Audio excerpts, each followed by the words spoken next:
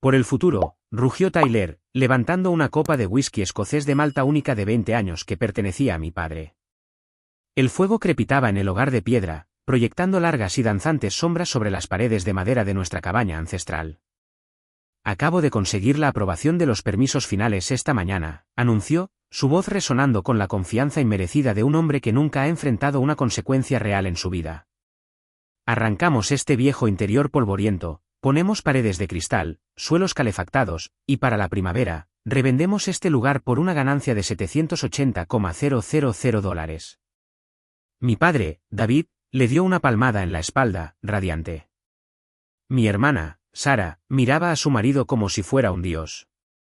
Yo estaba sentada en un rincón, tomando un café tibio, sin decir absolutamente nada. Porque lo que Tyler no sabía, lo que ninguno de ellos sabía, era que la escritura de esta cabaña estaba actualmente en una caja fuerte ignífuga en mi apartamento a 3 horas de distancia y mi nombre había estado en ella durante 5 años. Antes de ver cómo el castillo de naipes de Tyler se derrumba, deja un comentario y dime desde dónde estás escuchando y qué hora es para ti ahora mismo. Me encantaría saber quién forma parte de nuestra comunidad. Los vítores dentro de la cabaña eran ensordecedores. No era solo felicidad. Era alivio. Mi padre veía la visión de Tyler como la salvación, una forma de convertir un activo familiar estancado en un legado de riqueza. Miraba el traje llamativo y las promesas ruidosas de Tyler, y veía competencia. Me miraba a mí con mi suéter gris, silenciosa y observadora, y no veía nada. Solo Ashley, la callada, la contadora, la que no tenía visión. Mi teléfono vibró contra mi muslo. Una única y aguda vibración que atravesó el ruido. Lo saqué, protegiendo la pantalla de la vista de la habitación. Era un mensaje de un número que no reconocía. ¿Eres Ashley? Soy Antonio. Estoy fuera de tu cabaña, y tu cuñado me debe $18,000. Se me encogió el estómago, pero mi rostro permaneció perfectamente inmóvil. Años de contabilidad forense me habían enseñado una cosa. Nunca muestres tus cartas hasta que la trampa esté puesta. Me levanté, deslizándome por las puertas francesas hacia el porche. El aire frío de la montaña me golpeó como una bofetada, congelando el aliento en mis pulmones. Estaba nevando, copos pesados caían sobre el bosque de pinos negros. Miré hacia atrás a través del cristal. Dentro, mi padre le servía otra copa a Tyler. Sara reía, con la mano en el brazo de Tyler. Era un cuadro perfecto de una familia feliz anclada en una mentira. Y me obligó a enfrentar la pregunta que había enterrado durante años. ¿Por qué? ¿Por qué mi padre creyó al mentiroso ruidoso por encima de la hacedora silenciosa? Es una trampa en la que familias como la nuestra caen tan fácilmente, la trampa de normalizar la crueldad. Confundimos confianza con competencia. Confundimos silencio con ausencia. Tyler era un maestro de la actuación. Llenaba la habitación de ruido, de energía, de la apariencia de éxito. Y porque exigía atención, obtenía respeto. Yo, por otro lado, no exigía nada. Arreglaba los problemas en la oscuridad. Pagaba las facturas en silencio. Y como lo hacía parecer fácil, como hacía desaparecer los problemas sin fanfarria, mi padre asumía que no había problemas en absoluto. No valoraba la seguridad que yo proporcionaba. Valoraba la emoción que Tyler prometía. Miré el teléfono de nuevo. Estoy fuera, le respondí. Voy a bajar. No solo estaba saliendo a la nieve para encontrarme con un contratista. Estaba saliendo del papel que me habían asignado. La hija silenciosa había terminado. La contadora forense estaba fichando. A la mañana siguiente, me senté en un reservado del único restaurante del pueblo, viendo el vapor subir de un café negro. Antonio entró 2 minutos tarde, con aspecto agotado y llevando una gruesa carpeta de Manila. No parecía un estafador. Parecía un hombre que tenía facturas que pagar y un mal presentimiento en el estómago. Se deslizó en el reservado sin saludar y empujó su teléfono sobre la mesa. Dijo que quería un concepto abierto, dijo Antonio, con voz áspera. Así que, empezamos la demolición de las paredes interiores ayer. Miré la pantalla y por un momento olvidé respirar. La foto mostraba el gran salón. La estructura de madera vintage, las vigas talladas a mano que mi madre había amado, las que solía recorrer con las yemas de los dedos mientras leía junto al fuego, habían desaparecido, arrancadas, apiladas en un contenedor como basura. Tyler no solo había renovado la cabaña. Le había arrancado el corazón. Había borrado la historia de esta familia para hacer sitio a una estética moderna y genérica que quedaría bien en un folleto de venta. La ira que se encendió en mi pecho no era caliente. Era cero absoluto. Metí la mano en mi bolso y saqué mi propia carpeta. Antonio, dije, con voz firme. Tyler Collins no es el dueño de esa cabaña. Nunca lo ha sido. Nunca ha pagado un céntimo en impuestos sobre la propiedad, y ciertamente no la heredó. Deslicé la escritura sobre la mesa de laminado desconchado. El sello de la fecha era de hace 5 años. La compré, expliqué, viendo cómo sus ojos se abrían de par en par mientras leía el texto legal. Cuando mi madre falleció, mi padre dejó de abrir su correo. El duelo lo paralizó. El banco estaba a 3 semanas de la ejecución hipotecaria. Mis hermanos, Sarah y Tyler, estaban demasiado ocupados viviendo sus vidas ruidosas y caras para darse cuenta de que nuestro legado se estaba ahogando en deudas. Así que, intervine. No le conté el resto. No le conté cómo usé todos mis ahorros para saldar los atrasos. Cómo transferí silenciosamente el título a mi nombre para proteger el activo de los acreedores de mi padre. Cómo dejé que mi padre siguiera creyendo que era la cabaña familiar porque quitarle su dignidad me parecía una crueldad que no podía cometer. Había sido la inversora silenciosa en su felicidad durante media década. Y esta era mi recompensa. Mi cuñado derribando mis paredes para construir su propio ego. Te mintió. Dije, señalando la escritura y destruyó mi propiedad. Vas a dejar de trabajar inmediatamente y me vas a dar cada mensaje de texto, correo electrónico y mensaje de voz que te ha enviado. Antonio miró la escritura. Luego la foto de las vigas destruidas, luego a mí. Me debe $18,000 por materiales, susurró. Te debe mucho más que eso, dije. Pero ahora mismo, está a punto de descubrir que la dueña está en casa. Conduje de vuelta montaña abajo con las pruebas en el asiento del copiloto. Mi mente cambiando de la defensa a la ofensiva. Pero antes de poder apretar el gatillo, tenía que darle a mi hermana una oportunidad. Sarah era la optimista de la familia, la que creía en los tableros de visión y en manifestar el destino. Necesitaba saber si era una cómplice o simplemente otra víctima. Nos encontramos en una cafetería cerca de su casa. Entró radiante, irradiando ese tipo de felicidad maníaca que generalmente precede a un colapso. Puedes creerlo, dijo efusivamente, agarrando mis manos sobre la mesa. Tyler dice que el interés de preventa es una locura. Vamos a ser ricos, Ashley. Por fin. Retiré mis manos. Sarah, escúchame. Fui a la cabaña. Tyler la está destruyendo. Ella agitó la mano con desdén. La está modernizando. Hay que romper algunos huevos, ¿verdad? Es solo madera vieja. No es suya para modernizar, dije, manteniendo la voz baja. Y no es solo la cabaña, hablé con el contratista. Tyler no le ha pagado. Tiene una deuda de $18,000, Sarah. Su sonrisa vaciló, pero luego se endureció en algo frágil. Él está gestionando el flujo de caja. Estas cosas son complicadas. No lo entenderías. Eres tan reacia al riesgo. Entiendo que falsificó permisos, dije. Y entiendo que no es el dueño de la propiedad. Él se está encargando, espetó, su voz subiendo de tono. ¿Por qué no puedes alegrarte por nosotros? ¿Por qué siempre tienes que ser la aguafiestas? Solo estás celosa porque Tyler tiene grandes ideas y tú estás atascada en tus hojas de cálculo. Entonces soltó la bomba que convirtió mi preocupación en hielo. Sacamos una segunda hipoteca sobre nuestra casa, dijo, levantando la barbilla desafiante para cubrir el hueco hasta que la cabaña se venda. Tyler dijo que era algo seguro. Dijo que necesitábamos arriesgar nuestra propia piel. La miré fijamente. Había hipotecado el techo sobre las cabezas de sus hijos para financiar una renovación en una casa que yo poseía, basada en una mentira contada por un hombre que no podía pagar a un contratista. Tyler no solo había estafado a un extraño.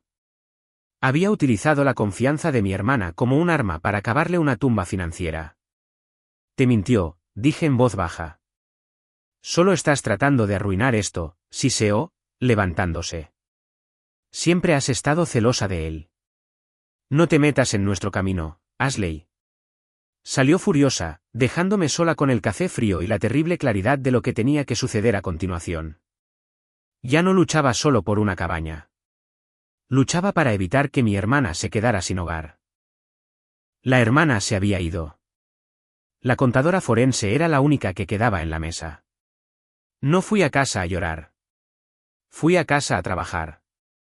Me senté en la mesa de mi comedor, abrí mi portátil y me conecté a las bases de datos que la mayoría de la gente ni siquiera sabe que existen. Sara pensaba que estaba celosa. Mi padre pensaba que era pasiva. Estaban a punto de aprender que Ashley, la contadora, no era solo un título de trabajo. Era una evaluación de amenazas. Empecé con una búsqueda de activos estándar. Tyler Collins. Los resultados llenaron la pantalla en una cascada de texto rojo. No era solo malo. Era catastrófico. Tyler no tenía una cartera. Tenía un sumidero, $57,600. Esa era la cuenta actual de su deuda no garantizada. No era una hipoteca ni préstamos estudiantiles. Eran tarjetas de crédito al máximo, pérdidas en juegos de azar en línea y pagos de un contrato de arrendamiento de un coche de lujo que no podía permitirse. Estaba pagando los mínimos en 6 tarjetas diferentes, haciendo malabares con los saldos como un payaso en un monociclo. Se estaba ahogando. Y como un hombre que se ahoga, había agarrado el objeto flotante más cercano, mi hermana, y la había hundido con él. La segunda hipoteca sobre la casa de Sara no era una estrategia de inversión. Era un salvavidas.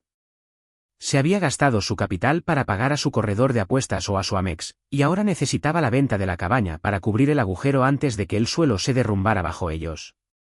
Imprimí cada página. Quiebras en 2014, un embargo sobre una empresa anterior. Era un patrón de fracaso enmascarado por el carisma. Pero aunque el rastro de papel digital era condenatorio, no era suficiente para detenerlo instantáneamente. Para involucrar a la policía, para conseguir un arresto inmediato que lo retirara físicamente de mi propiedad antes de que hiciera más daño, necesitaba pruebas de intención criminal. Necesitaba demostrar que no era solo un mal empresario, sino un ladrón. Agarré mi abrigo y mis llaves. La auditoría digital estaba completa. Era hora de la inspección física. Conduje de nuevo por la sinuosa carretera de montaña, los neumáticos crujiendo sobre la nieve fresca. El silencio en el coche era pesado, llenado solo por el zumbido del motor y la fría comprensión de que mi cuñado no era solo un mentiroso. Era un parásito. La cabaña estaba en silencio cuando llegué. Antonio había seguido mis instrucciones perfectamente. La obra estaba abandonada. La puerta principal estaba sin cerrar. La arrogancia de Tyler aparentemente no se extendía a la seguridad básica. Entré. El olor a serrín y polvo de yeso me golpeó al instante. Parecía una zona de guerra. Las paredes que había pintado con mi madre estaban desnudas hasta las vigas. Las tablas del suelo estaban cubiertas de escombros. Pero no me detuve en la sala principal. Fui directamente al dormitorio principal, al lugar sobre la chimenea donde solía colgar un gran óleo de las montañas rocosas. El cuadro estaba en el suelo, apoyado contra la pared. La caja fuerte de la pared detrás de él, una pequeña caja vintage instalada por mi abuelo en los años 60, estaba abierta de par en par. Me quedé helada, se me cortó la respiración. Me acerqué, mis botas resonando en el subsuelo, y miré dentro, vacía. Las bolsas de terciopelo habían desaparecido. La colección de joyas vintage de mi madre, el broche de zafiro que usaba en las bodas, el collar de perlas de su abuela, el guardapelo de oro con la foto de mi padre, todo había desaparecido. Me apoyé en la fría piedra de la chimenea, una oleada de náuseas me invadió. Esto no era solo fraude en la renovación. Esto era hurto mayor. Pero a medida que la contadora forense en mi cerebro tomó el control, las piezas se encajaron en un aterrador perfil psicológico. Esta es la naturaleza de la herida narcisista. Tyler no robó las joyas solo porque necesitaba $57,000. Las robó porque necesitaba el disfraz de un hombre exitoso. No podía soportar la herida psicológica de ser visto como un fracasado, como menos que. Así que saqueó nuestra historia para pagar su presente. Empeñó el legado de mi madre para comprar la apariencia de riqueza, el champán, los trajes, los depósitos del contratista. Preferiría ser un criminal que ser ordinario. Preferiría destruir a mi familia que admitir que estaba arruinado. Este era el punto de no retorno. No solo había hecho un mal negocio. Había violado el santuario de las personas que lo amaban. Había robado la memoria física de mi madre para alimentar su ego. Saqué mi teléfono y tomé una foto de la caja fuerte vacía. Luego llamé a la comisaría local. Necesito denunciar un robo. Dije. Mi voz tan fría como el aire de la montaña, y sé exactamente quién lo hizo. La hermana que dudó en la cafetería había desaparecido. La mujer que estaba de pie entre los escombros del dormitorio de su madre estaba lista para quemar la casa para salvarla. 2 horas después, la nieve caía a cántaros. Una cortina blanca que aislaba la cabaña del resto del mundo. Pero dentro, las luces estaban encendidas. Tyler no se escondía. Estaba redoblando la apuesta.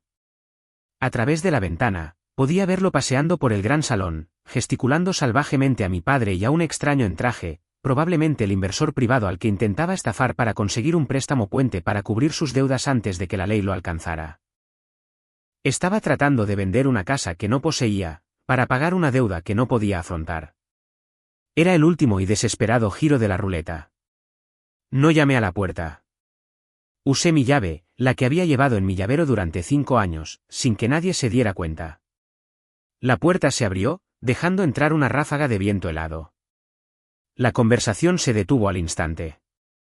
Tyler se dio la vuelta, su sonrisa de vendedor vacilando por una fracción de segundo antes de intentar recuperarse. Ashley, qué oportuna. Estamos terminando unas cosas. No, dije, mi voz cortando su ruido como una cuchilla. Estamos cerrando. Me hice a un lado. Detrás de mí, entró Antonio, con aspecto sombrío. Y detrás de él, 2 oficiales uniformados del departamento del sheriff del condado. El color desapareció del rostro de Tyler tan rápido que parecía un fantasma. ¿Qué es esto? ¿Una broma? Ashley, esto es una reunión de negocios. Es una intervención, dije, caminando hacia la mesa donde había extendido sus planos falsos. Dejé caer una pesada carpeta sobre la madera. Aterrizó con el golpe sordo de un mazo. Esta es la escritura de la propiedad, dije, señalando el primer documento registrado a mi nombre, comprado de la herencia hace 5 años. Estos son los permisos de construcción que falsificaste. Los números de permiso pertenecen a un estacionamiento en Denver. Y esto, saqué los recibos de la casa de empeños que había recuperado de la base de datos del informe policial hace 1 hora. Este es el recibo del broche de zafiro de mamá y su collar de perlas y el guardapelo de oro. El silencio en la habitación era absoluto. Mi padre, David, recogió el recibo de empeño. Le temblaban las manos. Miró el sello de la fecha, hace 3 días. Luego miró a Tyler. La veneración en sus ojos murió, reemplazada por un horror tan profundo que parecía dolor físico. Robaste sus joyas, susurró mi padre. ¿Para pagar qué? Para las apariencias, respondí por él. Porque parecer rico era más importante para el que ser honesto. Tyler se desmoronó.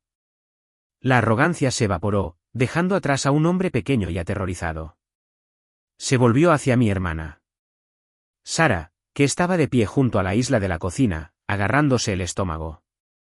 Sara, cariño, diles. Diles que es un malentendido. Puedo arreglar esto. Solo necesito un poco de tiempo. Sara lo miró, luego a mí, y por primera vez en su vida, no le puso una excusa. Dio un paso atrás. Señor Collins, dijo el oficial, dando un paso adelante, está bajo arresto por fraude, falsificación y hurto mayor. Mientras las esposas hacían clic, Tyler comenzó a gritar, culpando al mercado, culpando al contratista, culpándome a mí. Pero mientras lo arrastraban hacia la tormenta de nieve, su voz se desvaneció, tragada por el viento. La cabaña finalmente estaba en silencio. El castillo de cristal se había hecho añicos. Una semana después, el único sonido en la cabaña era el raspado rítmico del papel de lija. Antonio estaba trabajando en los marcos de madera, restaurando cuidadosamente la madera que Tyler había intentado cubrir. Olía a cedro y serrín, el olor de la curación. Mi padre estaba sentado en el sillón junto al fuego. Parecía mayor, desinflado. La ilusión que lo había sostenido, la idea de que su yerno era un titán de la industria, había desaparecido. Te debo una disculpa, dijo, mirando las llamas. Le escuché porque era ruidoso. Te ignoré porque era silenciosa. Pensé que no te importaba este lugar. Me senté frente a él. No le ofrecí té ni consuelo. Le ofrecí la verdad. Papá, mira este lugar, dije suavemente. Si no hubiera comprado esta cabaña hace 5 años, el banco la habría embargado. Ahora sería una propiedad de alquiler para extraños. Si no hubiera intervenido la semana pasada, Tyler también habría llevado la casa de Sara a la ejecución hipotecaria. Estarías en la indigencia. Sara estaría sin hogar. Las joyas se habrían perdido para siempre. Esta es la realidad del mundo sin los silenciosos.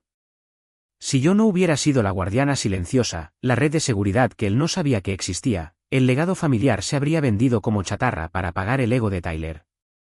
Mi silencio no fue ausencia, papá, dije. Fue un escudo, asintió lentamente, las lágrimas surcando las líneas de su rostro. Ahora te veo, Ashley. Te veo. Más tarde esa tarde, estaba de pie en la terraza recién restaurada. El sol se estaba poniendo, pintando la nieve en tonos de violeta y oro. Las joyas estaban de vuelta en la caja fuerte, yo misma había pagado para recuperarlas. Sara había solicitado el divorcio y se quedaba conmigo hasta que se recuperara. La cabaña estaba a salvo. Envolví mis manos alrededor de una taza de café caliente y respiré profundamente el aire fino y limpio de la montaña. Ethan había querido vender esta vista para obtener una ganancia rápida, para mostrarle al mundo lo inteligente que era. En cambio, le mostró al mundo exactamente quién era, y yo lo había detenido sin levantar la voz. Vi aparecer las primeras estrellas sobre la línea de los árboles. A veces, las victorias más silenciosas son las más completas. Si esta historia te recordó que las personas más silenciosas a menudo tienen el mayor poder, dale al botón de me gusta y compártela con alguien que necesite escucharla. Y dime en los comentarios, ¿habrías presentado cargos contra tu familia o los habrías dejado ir?